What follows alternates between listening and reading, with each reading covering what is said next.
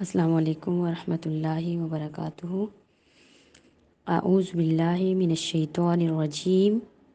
بسم اللہ الرحمن الرحیم۔ یا ایہا الناس اعبدوا، یا حرف ندا ہے جس کے ذریعے کسی کو آواز دی جاتی ہے،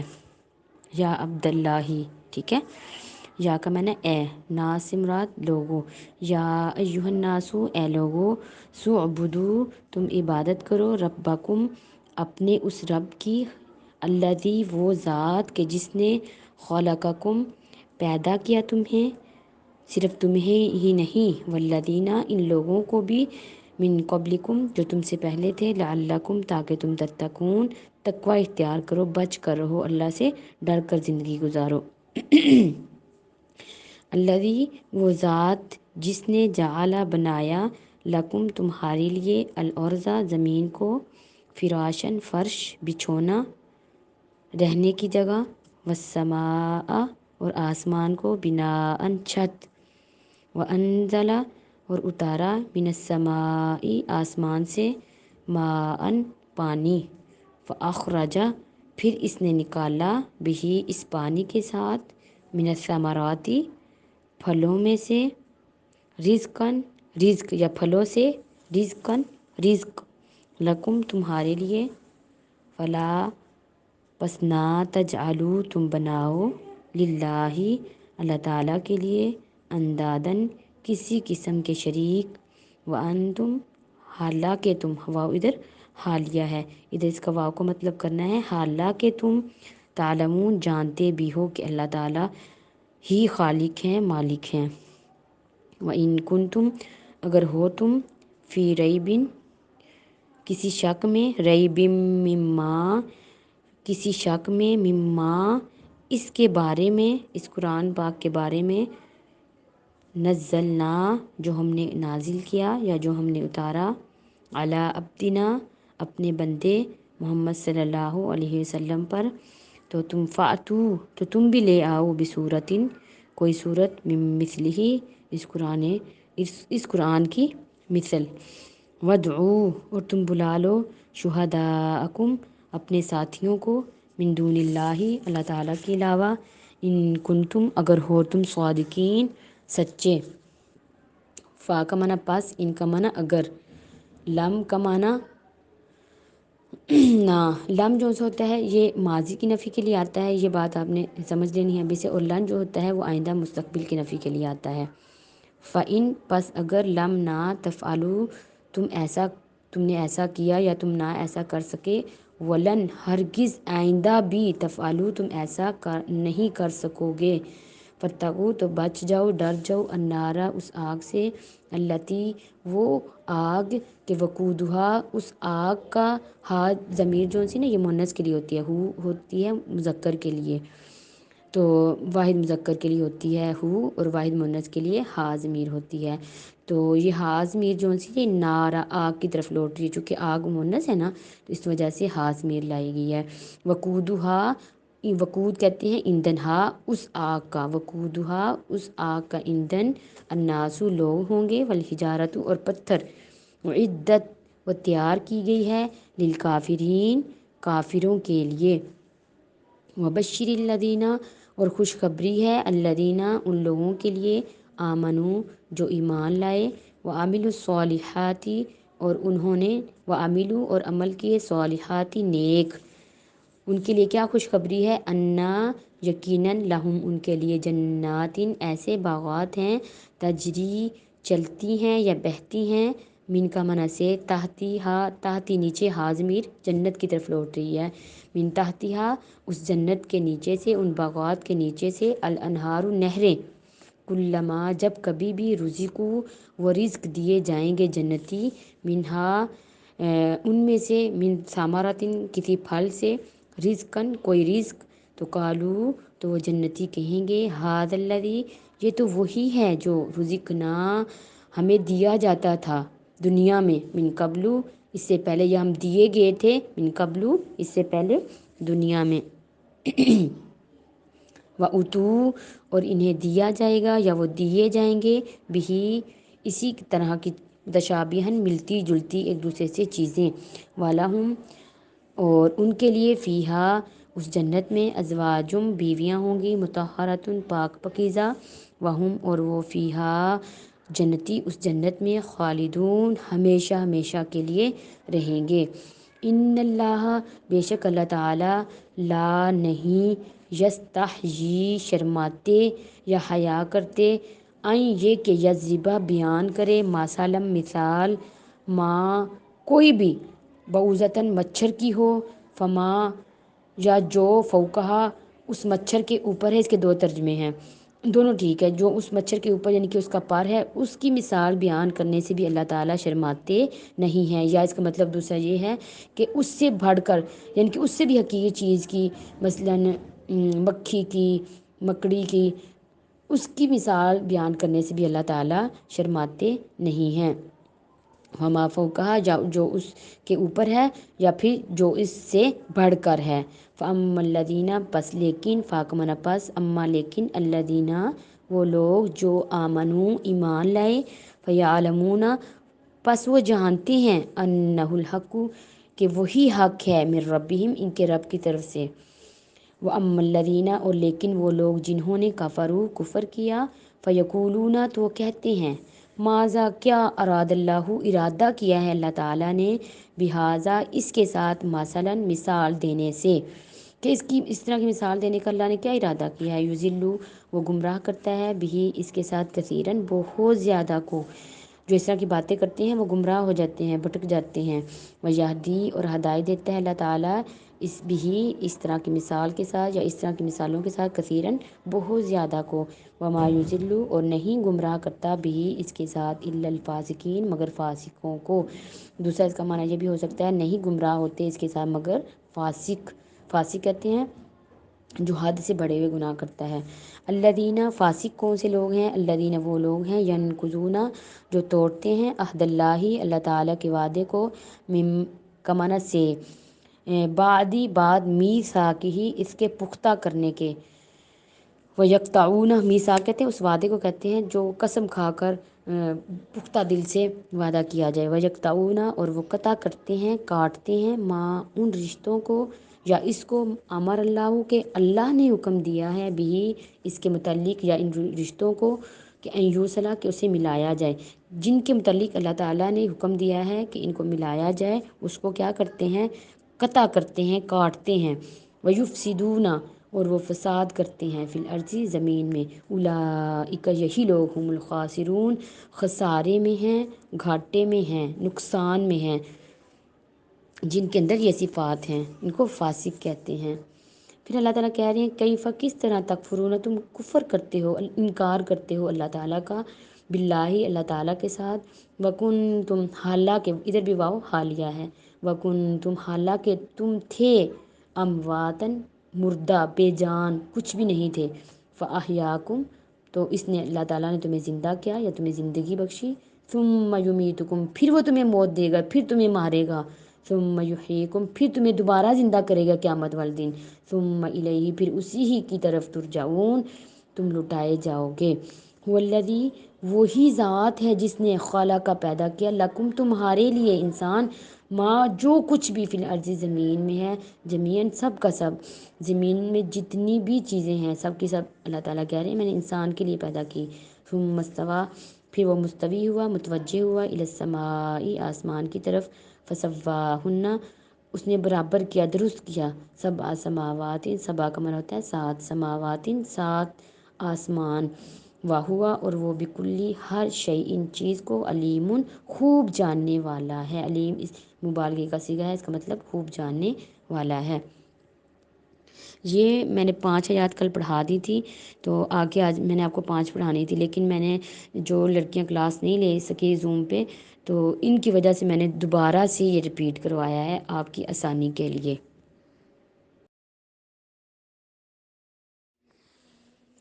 اب ان آیات کی ہم تفسیر کی طرف آتے ہیں۔ یا ایھا الناس اے لوگو،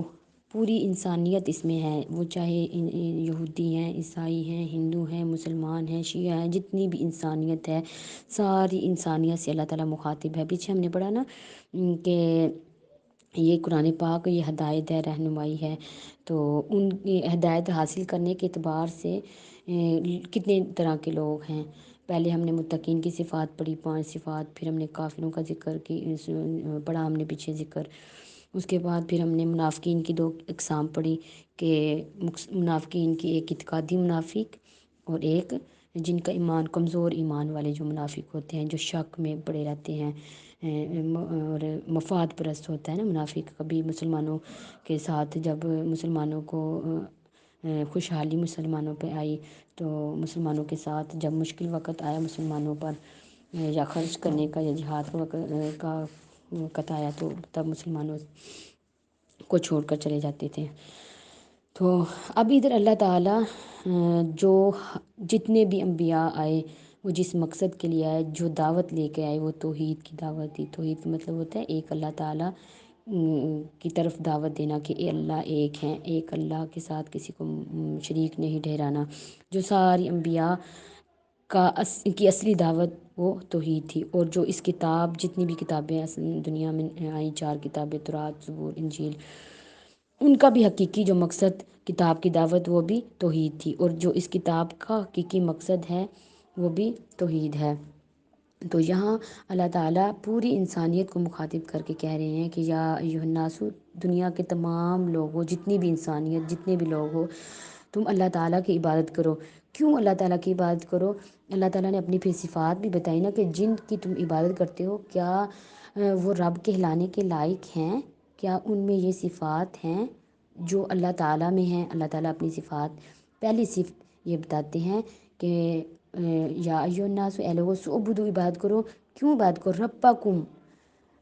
اپنے اس رب کی جو تمہاری، ربا یربی کا مطلب میں نے آپ کو بتایا تھا، جو تمہیں تمہاری پرورش کرنے والا ہے، تمہاری ہر ضرورت میں پوری کرنے والا ہے، تمہاری نگہبانی کرنے والا ہے، تمہاری حفاظت کرنے والا ہے۔ تو اس رب کی عبادت کرو۔ یہ خوبی صرف اللہ تعالیٰ میں ہے، اللہ تعالیٰ کے علاوہ یہ کسی میں نہیں، لہٰذا عبادت کرنے کے لائق ذات بھی اللہ تعالیٰ کی ہونی چاہیے۔ پھر اللہ تعالیٰ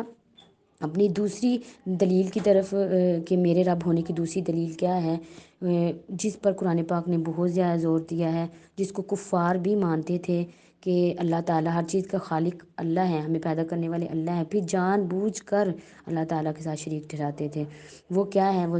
دوسری اللہ تعالیٰ کی ایک ہونے کی دلیل وہ یہ ہے کہ اس نے خلقکم، تمہیں پیدا کیا،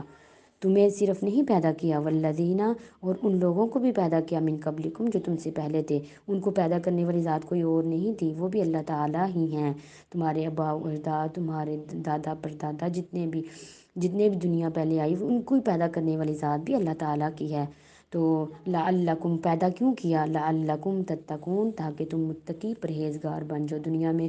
اللہ تعالیٰ کہہ رہے ہیں کہ میں نے تمہیں پیدا اس لیے کیا تاکہ تم میری عبادت کرو۔ قرآن میں آتا ہے نا، وما خلقت الجن والانس الا لیعبدون، میں نے جنوں اور انسانوں کو کیوں پیدا کیا؟ تاکہ میری عبادت کی جائے۔ تو اب ہم کہیں کہ دنیا میں ہم عیش و عشرت کرنے آئے ہیں، اپنی مرضیاں کرنے آئے ہیں، تو وہ غلط ہے، کیونکہ قرآن کہہ رہا ہے پیدا کرنے کا مقصد کیا ہے؟ لعلکم تتقون، تاکہ تم بچ کر ہر قدم پھونک پھونک کر گزارو کہ کیا میں یہ کام کرنے لگی ہوں، کیا اللہ اور اس کے رسول کو یہ پسند ہے؟ کیا اللہ تعالیٰ کی نافرمانی تو نہیں ہو رہی اس میں؟ اگر کوئی آپ کام کرتی ہیں تو اللہ سے ڈر کر، اگر آپ نماز پڑھتی ہیں تو اللہ سے ڈر کر، کیونکہ اللہ نے اس کا حکم دیا اگر میں نہ کروں گی تو مجھے گناہ ہوگا یا اللہ تعالیٰ مجھ سے ناراض ہوں گے۔ اگر کسی کام سے آپ منع ہوتی ہیں، رکتی ہیں، وہ بھی اللہ کے ڈر سے، آپ کے دل میں یہ ہے ہوتا ہے کہ اگر میں یہ کروں گی تو اللہ تعالیٰ مجھ سے ناراض ہو جائیں گے، تو آپ کیا ہوتی ہیں؟ اس سے رک جاتی ہیں۔ تو چونکہ آپ کے دل میں ڈر ہوتا ہے تو اس وجہ سے آپ اس کام کو چھوڑ دیتی ہیں تاکہ تم متقی بن جاؤ۔ دنیا میں بھیجنے کا مقصد یہ ہے۔ پھر اللہ تعالیٰ کہہ رہے ہیں، اپنی اور صفات بیان کر رہے ہیں کہ صرف تمہیں پیدا ہی نہیں کیا، تمہاری نگہبانی، پرورش، ہر چیز ذمہ داری اللہ تعالیٰ کی ہے۔ پھر اللہ تعالیٰ کہہ رہے ہیں کہ وہ ذات جعل، جس نے بنایا تمہارے لیے زمین کو فرش، کہ یہ بھی زمین تمہارے لیے بچھونا فرش بنا دیا۔ زمین پانی کے اوپر ہے نا تو گول ہے، اور کہتے ہیں اگر گیند کو پانی کے اوپر رکھا جائے تو وہ ٹھہرتی نہیں ایک جگہ، تو اللہ تعالیٰ نے اس کو ٹھہرانے کے لیے کہ ہم اس پر آسانی سے زندگی بسر کر سکیں۔ اگر یہ ہلتی رہتی تو انسان نے اس پر زندگی نہیں تھی بسر کر سکنی نا۔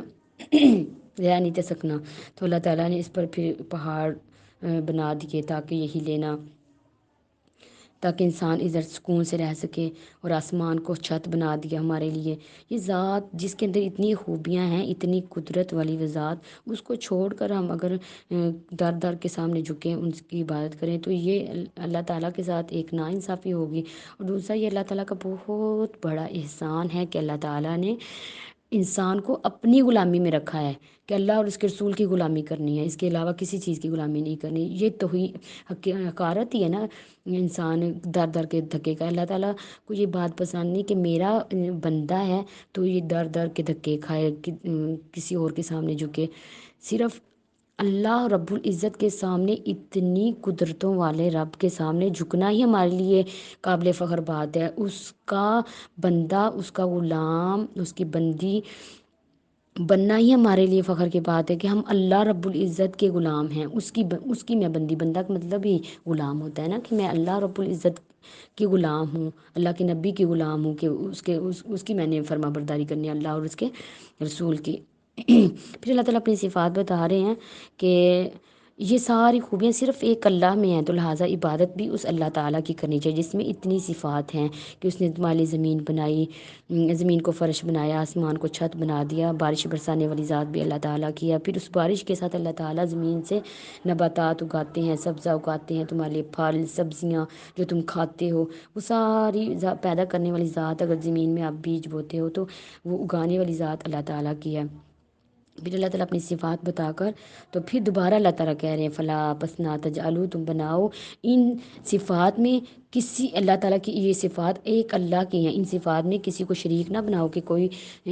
ان صفات میں شریک ہے۔ مثلا رزق دینے والی اللہ تعالیٰ کی ذات ہے، اولاد دینے والی اللہ کی ذات ہے، بارش برسانے والی اللہ ہی کی ذات ہے۔ بندہ کہے کہ یہ کوئی اور بھی کر سکتا ہے، یہ بھی شرک ہے۔ شرک یہ نہیں صرف اللہ کی ذات میں کسی کو شریک ٹھہرایا جائے، شرک یہ بھی ہے کہ اللہ کی جو صفات ہیں ان میں بھی کسی کو شریک ٹھہرایا جائے، یہ بھی شرک ہے۔ آگے قرآن کہہ رہا ہے وَأَنْتُمْ تَعْلَمُونَ، حالانکہ تم جانتے ہو کہ حقیقی مالک رازق خالق ہمارا اللہ تعالیٰ ہے، جان بوجھ کر تم اللہ تعالیٰ کے ساتھ شریک ٹھہراتے ہو۔ پھر آگے اللہ تعالیٰ سورت کے شروع میں ہم نے پڑھا کہ کہا گیا کہ الف لام میم ذالک الکتاب لا ریب فیہ، اس میں کوئی شک نہیں ہے، شروع میں اللہ تعالیٰ نے بتا دیا۔ تو اب اس کے قرآن کے بارے میں اللہ تعالیٰ کہہ رہے ہیں کہ تمہیں تھوڑا سا بھی شک ہے نا کہ یہ اللہ تعالیٰ کی طرف سے نہیں کتاب، تو تم بھی اس جیسی ایک صورت بنا لو۔ پہلے یہ اس وقت کے عرب کے لوگوں کو 10 صورتیں لانے کا چیلنج کیا گیا، وہ نہ لا سکے، پھر ایک صورت بنانے کا چیلنج کیا گیا، وہ نہ لا سکے، پھر کہا گیا ایک آیت ہی بنا کر لا دو، تو وہ نہ بنا سکے۔ کیسے انسان بنا سکتا ہے؟ یہ اللہ رب العزت کا کلام ہے، تو اللہ رب العزت کا کلام آدمی کا کلام جیسے تو نہیں نہ ہو سکتا۔ پھر کہتے ہیں کہ جیسے اللہ کے نبی آخری نبی تھے تو ان کی شریعت بھی قیامت تک کے لیے تھی، پھر اللہ تعالیٰ نے اپنے نبی کو بھی وہ معجزہ دیا، معجزے کا مطلب ہوتا ہے عاجز کر دینے والا، پھر معجزہ بھی ایسا دیا کہ سب کو عاجز کر دینے والا اور قیامت تک کے لیے زندہ، وہ قرآن پاک کی صورت میں ہمارے سامنے ہے۔ اس وقت کے عربیوں کو بھی یہ چیلنج تھا، جو اپنے آپ کو بڑے فصاحت بلاغت والے عربی کہتے تھے اور شعر و شاعری کیا کرتے تھے، اور وہ کہتے تھے ہمیں ہی بولنا آتا ہے، باقی لوگ تو اجمی ہیں۔ اجمی کا مطلب ہوتا ہے گونگا، کہ ان کو تو بولنا ہی نہیں آتا، ہمیں ہی بولنا۔ ان کے لیے چیلنج تھا اس دور میں کہ تم اپنے آپ کو بہت بڑا عربی کہتے ہو، تو یہ بھی قرآن پاک عربی زبان میں ہے، تو تم اگر کہتے ہو کہ نبی صلی اللہ علیہ وسلم جھوٹا ہے یا اپنے پاس سے بنا کر لا رہا ہے، تو تم بھی لے آؤ اس قرآن کی مثل، کوئی ایک آیت ہی لے آؤ، تو وہ نہ بنا سکے۔ اور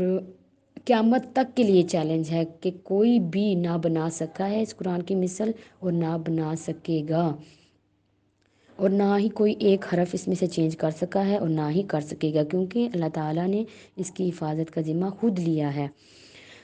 کہتے ہر زمانے میں جو چیز کمال کو پہنچی ہوتی تھی نا، پھر اس زمانے کے پیغمبر کو بھی ایسا معجزہ دیا جاتا تھا جو جس کے سامنے انسانی کمال بھی عاجز آ جائے، کہ پھر نبی کو وہ معجزہ دیا جاتا تھا۔ جیسے فرعون کے جادوگر تھے، ان کو اپنے جادو پر بڑا فخر تھا، تو اللہ تعالیٰ نے موسیٰ کو بھیجا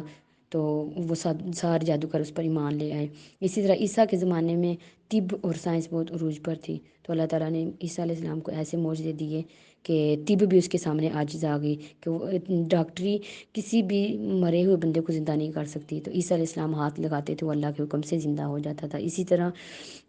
کوڑی برس والا پیدائشی اندھے کو ہاتھ لگاتے تھے وہ اللہ کے حکم سے صحیح ہو جاتا تھا، جبکہ ڈاکٹری میں اس کا علاج نہیں کہ پیدائشی اگر اندھا ہے تو اس کو کوئی نظر نہیں دے سکتا، آنکھیں نہیں دے سکتا۔ تو اسی وجہ سے اللہ کے نبی کے زمانے میں جو اہل عرب تھے نا، ان کو اپنی فصاحت بلاغت پر بڑا فخر تھا، تو اللہ تعالیٰ نے اپنے نبی کو بھی ایسا معجزہ دیا کہ تم اس قرآن کی مثل، تو اپنے آپ کو بڑا عربی کہتے ہو نا، تو ایک آیت ہی بنا سکو، ایک کوئی آیت چھوڑ کر ایک حرف بھی نہیں کوئی بنا سکا اس قرآن کی مثل، تو نہ بنا سکے گا۔ تو اس آیت میں پہلے اللہ تعالیٰ نے اپنی توحید کی دعوت دی، اب اس آیت میں اللہ کے نبی کی رسالت کی تصدیق ہے کہ اللہ کے نبی سچے پیغمبر ہیں، اور جو قرآن پاک لے کر آئے ہیں اس کو اپنی طرف سے نہیں لائی، اللہ تعالیٰ کا کلام ہے، اللہ تعالیٰ کی طرف سے ہے۔ آگے پھر اللہ تعالیٰ نے کہا کہ اگر تم ایسا نہ کر سکے تو آئندہ بھی کبھی بھی نہیں کر سکو گے، کوئی بھی قیامت تک قرآن کی ایک آیت کی مثل کوئی بھی نہیں بنا سکے گا، تو ڈر جاؤ اس آگ سے، التی وہ آگ وقودها الناس، جس کا ایندھن لوگ اور پتھر ہوں گے۔ کہتے ہیں ایندھن وہ ہوتا ہے جس سے آگ کو بھڑکایا جاتا ہے، جبکہ دنیا کی آگ ہے، اگر اس میں پتھر کو ڈالا جائے یا انسان کو ڈالا جائے تو وہ ختم ہو جاتی ہے، بجھ جاتی ہے، مگر جہنم کی آگ کی حرارت اس قدر زیادہ ہوگی کہ انسان اور پتھر اس کا ایندھن بھر کر اس کو مزید بھڑکائیں گے۔ اور اللہ کے نبی نے فرمایا کہ تمہاری جو آگ ہے نا، جہنم کی آگ کے 70 حصوں میں سے ایک حصہ تمہیں دی گئی ہے، کہ جہنم کی آگ 70 گنا زیادہ سخت ہے۔ اللہ تعالیٰ ہم سب کو بچائے جہنم کی آگ سے، اور ہمیں اللہ تعالیٰ قرآن سے اور اللہ تعالیٰ سے سچی محبت اللہ کے نبی سے کرنے والا بنائے۔ تو آگے کہا گیا وہ عدت للکافرین، جو کافروں کے لیے تیار کی گئی ہے۔ اس سے یہ بات ثابت ہو رہی ہے کہ جہنم اصل میں کافروں کے لیے بنائی گئی ہے، کوئی مومن اگر اس میں جائے گا نا تو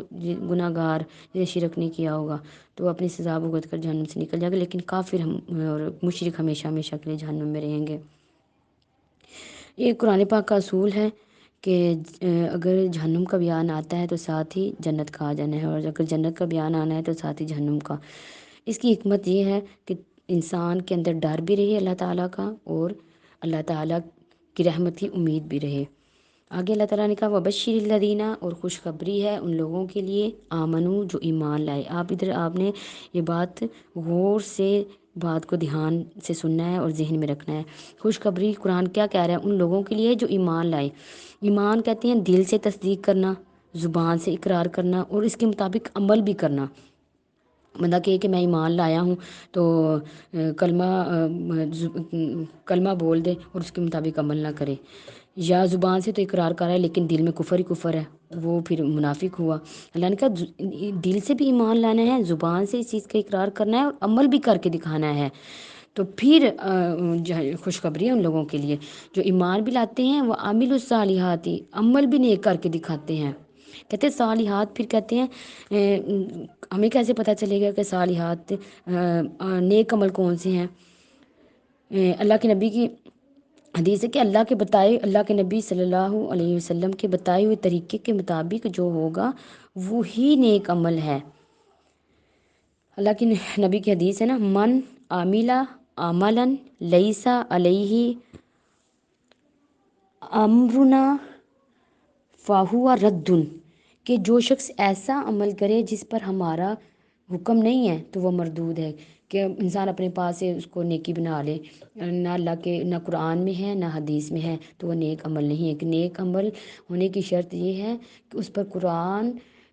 یا حدیث کی مہر لگی ہو، تو وہ عمل صالح ہے۔ تو ان کے لیے کیا ہے؟ جو ایمان بھی لاتے ہیں، مثلا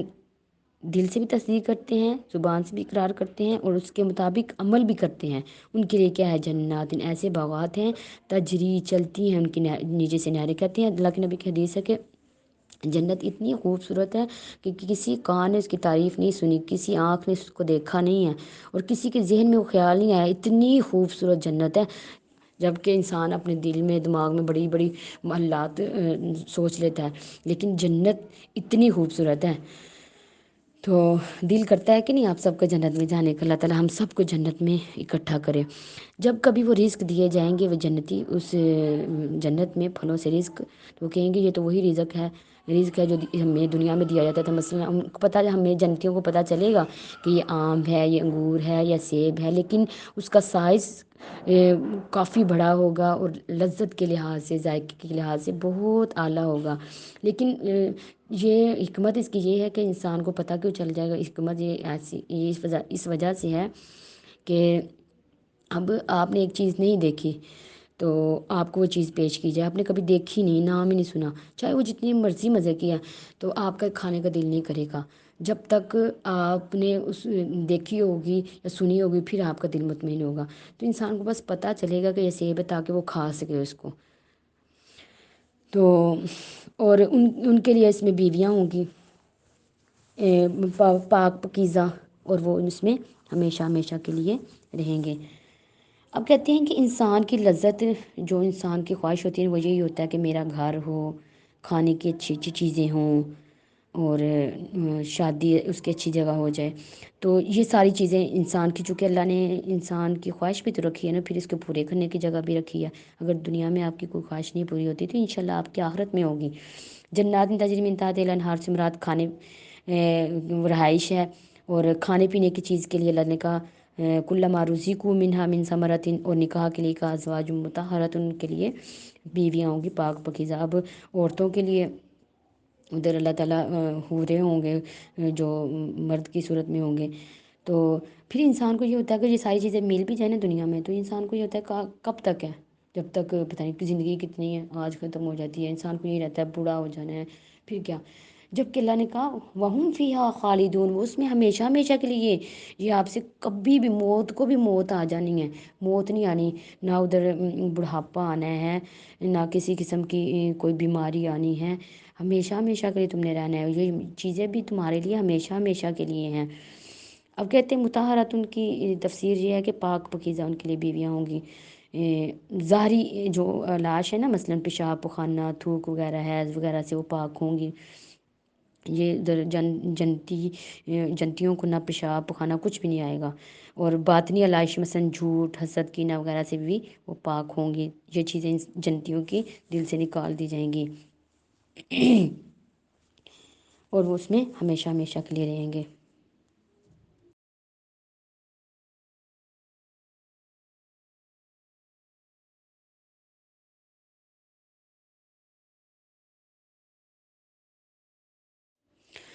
آگے یہ 5 آیات کی پہلے تفسیر ہم نے پڑھ لی، آگے 5 آیات کی باقی تفسیر۔